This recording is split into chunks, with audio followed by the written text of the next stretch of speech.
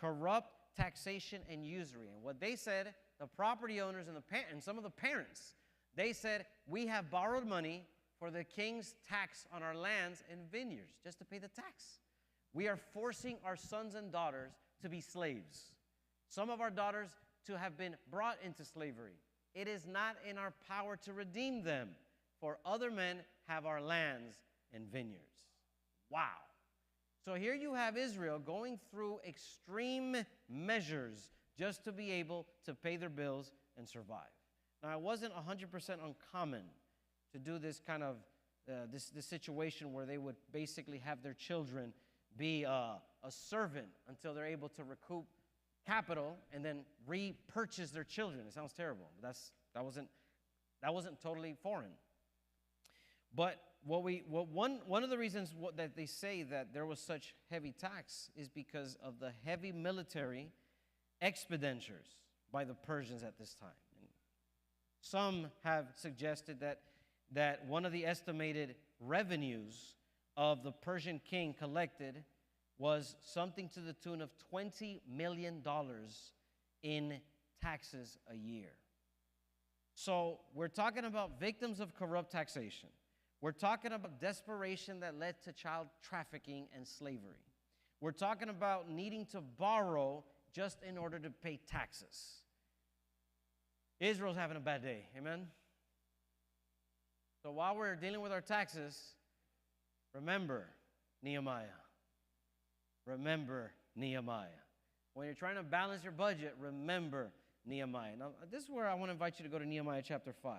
One of the things I love about Nehemiah, not just the book of Nehemiah, but also Nehemiah himself, is that he was human. Amen? He was a human being. Yeah, he had incredible leadership potential. He was a gifted, very educated guy, etc. But at the end of the day, he was human, right? He had a heart. And what we see in Nehemiah chapter 5, beginning in verse 6, is Nehemiah's reaction. Okay? After reading the 3 letters of complaints, the 3 letters of we have a problem, and this problem is even twice as difficult because we're not dealing with externals, we're dealing with internals, right? Nehemiah chapter 5 and verse 6, when you're there, please say amen. Notice what it says. Nehemiah says in verse 6, I became what? Very angry. Can you blame Nehemiah? Now, why was Nehemiah very angry? Was he very angry because he was receiving these problems on his desk?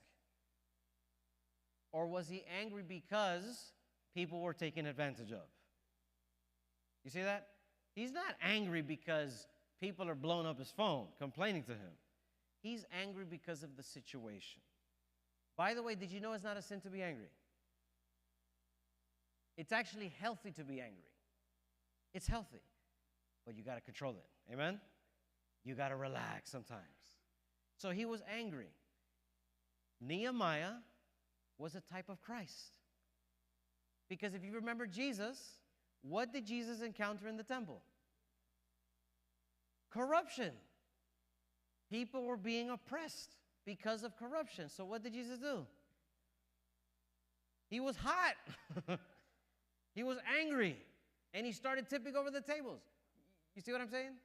Being angry is a sign that you care. Because, by the way, Nehemiah could have taken this 2 different ways. Amen. Nehemiah was a great